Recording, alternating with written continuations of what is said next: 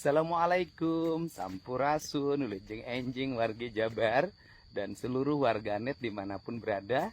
Semoga pagi hari ini pagi yang mencerahkan, membahagiakan, dan menghamparkan harapan.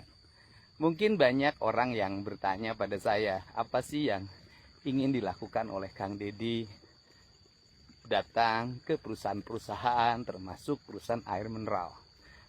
Kemudian juga apa sih yang ingin dilakukan sehingga sangat tegas dengan urusan pertambangan, urusan mobil-mobil dengan muatan dan tonase yang melebihi kapasitas. Ada hal yang perlu disampaikan oleh saya. Yang pertama adalah saya ingin bahwa negara ini, provinsi ini, kabupaten ini, kecamatan dan desa ini punya keseimbangan. Keseimbangannya adalah manakala ada perusahaan air mineral di situ, maka rakyat di situ harus memiliki kecukupan air. Rakyatnya harus bisa bekerja, jalannya harus bagus. Para petaninya tidak boleh kekurangan air dalam setiap waktu agar tumbuhnya industri membangun rasa kesejahteraan bagi lingkungan. Bukan sebaliknya, industri bertentangan dengan kepentingan warga di sekitarnya.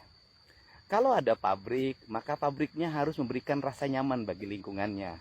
Warganya harus bekerja, lahir anak-anak dengan pendidikan yang baik, sehingga mereka bisa menjadi kelas menengah, jadi manajer di perusahaan-perusahaan, jadi dirut dari perusahaan-perusahaan, jadi direktur.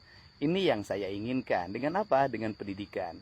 Pendidikan dari mana? Didapat dari pajak perusahaan, sehingga anak-anak yang punya kualitas bisa sekolah gratis sampai perguruan tinggi. Kemudian infrastrukturnya harus baik, rakyatnya harus punya kecukupan gizi, protein, nutrisi, rumah-rumah di sekitarnya harus baik. Kenapa? Karena negara telah memungut pajak dari perusahaan-perusahaan itu. Dan seharusnya pemerintah provinsi, kabupaten, kota, pajak dari perusahaan-perusahaan itu paling besar kembali dulu ke lingkungannya. Sejahterakan dulu lingkungannya, jangan sampai dia tiap waktu kebisingan, dia tiap waktu mendapat aliran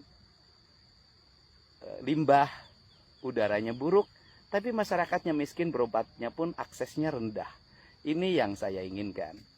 Dan kemudian juga infrastruktur jalan dibangun.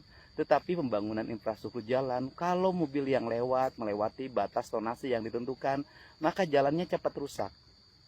Kalau jalannya cepat rusak, maka akibatnya adalah pembangunan balik lagi ke jalan, balik lagi ke jalan. Sehingga kita tidak punya kesempatan untuk melakukan investasi sumber daya manusia yang lebih besar ke depan.